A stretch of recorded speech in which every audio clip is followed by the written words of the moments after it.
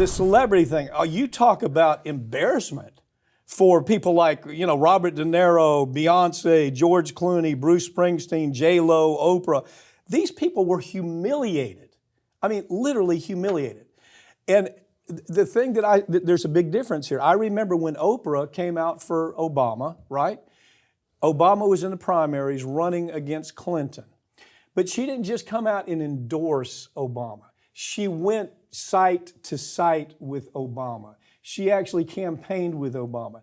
The truth is she's less relevant now. I mean, Oprah is like, it's old baby boomers. Yeah, she's almost like that, what's her name, Joy Behar on The View. I mean, it's almost like, I put it kind of in that same class, The View and Oprah.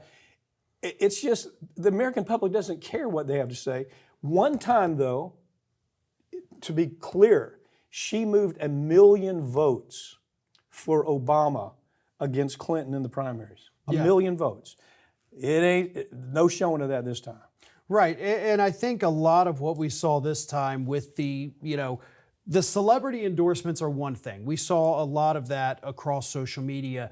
And usually it's I endorse these people, I like them, I might do a post or two on social media, and I move on. Right. This is not, I'm not staking my whole personality on this.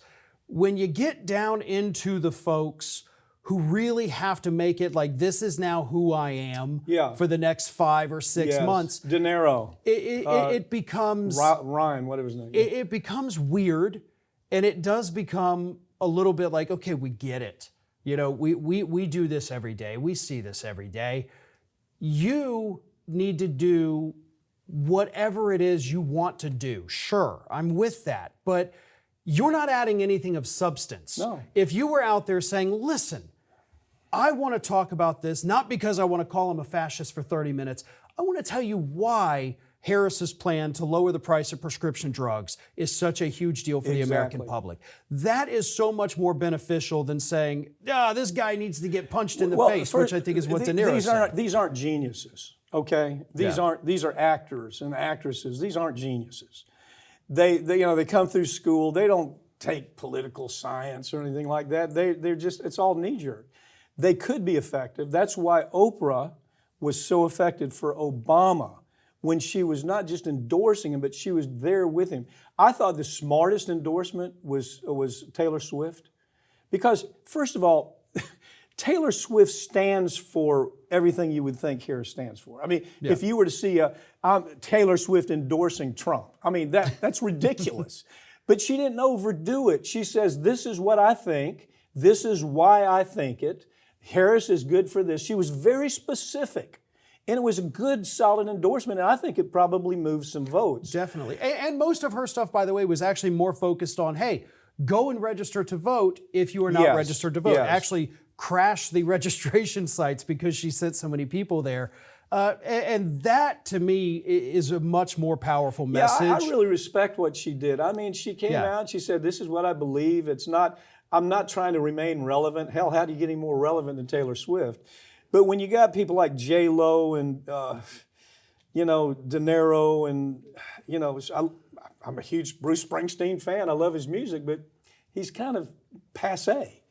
And when they spend all of their time making it who they are, that whole endorsement just becomes almost silly because, look, the average person out there watching somebody like Beyonce get on a stage, the average person doesn't live in a gated community, okay? Right. They don't get paychecks with 10 zeros behind it. They have to worry about their health care.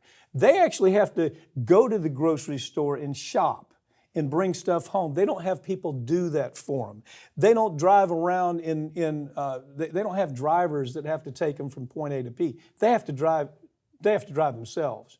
And so all these things, these celebrities that are living in this bubble, it's condescension is what it is. That's what they're giving us. Sorry, I hate to interject but it absolutely, that's what you're talking about. When you have these, golden palace individuals telling you, if you vote for this man, you're an idiot, you're stupid, you're the threat to democracy as well, how could we be so dumb? And then they go home and it does not affect their life for 1 second who wins that election. They don't have any consequences for anything. Are they worried about money? No. Nope. Do they worry about paying taxes? No. Do they worry about crime? No, because they're living in a gated community. Do they worry about the price of eggs or milk? No. I think you hit it. Condescension is the perfect description of what I'm trying to put. I'm not artfully doing it, but I think you got it in one word. And so the American public listens to George Clooney. I mean, who the hell? They have anything in common with friggin' George Clooney? Who, he lives in a palace, for God. He's got 5 palaces all over the world. He flies Challenger jets from here to Europe on a weekend. What does the average American take away from that? How dare you, is what they take away from it. How dare you tell me how I should live my life when you have so little in common with what I have to confront day to day. And that is what most people think. And then you've got the other, 10% of people who see these celebrities say these things, when they deliver their condescension and they say, well, I vote the same way that George Clooney does. We're basically friends. We are one and the same. I have so much in common with these people. Because I'm also voting this way. I'm also voting for or against this issue. So maybe I'll get a jet. Exactly. Maybe I'll have a mansion. I think we have a lot of that. Maybe somebody could drive me around in a car all day long and shop for me. There may be that kind of stupidity, but I don't think it's significant. You handed me a story before we came in here where you said that there is a group of people that does respond. They're celebrity whores, I call them. I don't know what it's, They live for celebrity. I want to be in my picture with this celebrity. I want the celebrity signature. I want to be like this celebrity. Tell me about that. Give me a little rundown. YouGov actually did a poll a few days prior to the election, and they found that about 11% of people said that, I've altered my political views on either a candidate or an issue based on what a celebrity has endorsed.